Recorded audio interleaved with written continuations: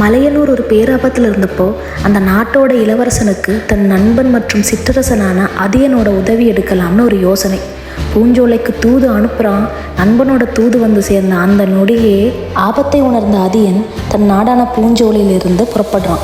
அங்கே போய் போரில் கலந்துக்கிறான். போரும் முடியுது. போரில் மலையனூர் அரசு வெல்வதற்கு அதியன் ஒரு முக்கிய காரணம். அதியன் அன்று இரவே திரும்பி போக வேண்டியிருந்தனால தன் நண்பனின் பெற்றோரும் மலையனூரின் ராஜா மற்றும் ராணியிடம் தான் சென்று வருவதாக கூறினான். மலையனூரோட அரசிக்கு அதியனை ரொம்ப பிடிச்சிருந்தது.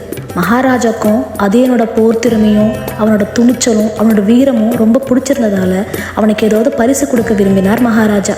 ஆனால் அதியன் அதை மறுத்து விட்டான். அரசே, கோபம் கொள்ள வேண்டாம். உங்கள் இளவரசர் என் நண்பனுக்காக நான் செய்தது அது உதவி அல்ல, கடமை அப்படின்னு சொன்னான். இதை கேட்டு மனம் நெகிழ்ந்த அரசும் அரசியும் தன் இளவரசிக்கான சிறந்த மாப்பிள்ளை அதியன்தான் அப்படின்னு மனசுல நினைச்சாங்க. அதியனிடம் தன் விருப்பத்தை சொல்றாங்க. அதியனும் அது ரொம்ப தாழ்மையா ஏத்துக்கிறான். தடல்புடலாக ஒரே நாளில் திருமணம் நடந்து முடிந்தது. தன் மகளுக்கு திருமண பரிசாக தங்கத்தேரை கொடுக்க விரும்பினார் மகாராஜா. ஆனால் அதியன் அதை மறுத்து விட்டான். அரசே, தவறாக நினைக்க வேண்டாம்.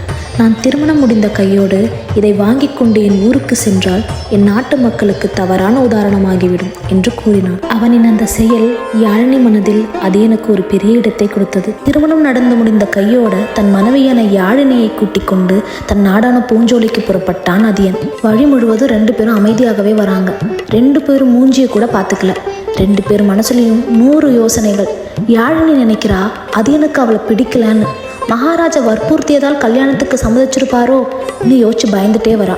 அதியன் நினைக்கிறான் தான் ஒரு சிற்றரசன் என்பதால அவளுக்கு இந்த திருமணத்தில் விருப்பம் இல்லாமல் இருந்திருக்குமோ, ஒரு பெண்ணின் சம்மதம் இல்லாமல் அவளை மனம் முடித்து பெரும் தவறுக்கு ஆளானேனும் மாற்றி தப்பா புரிஞ்சுக்கிட்டு பேசாமையே பூஞ்சோலை வந்து சேர்றாங்க.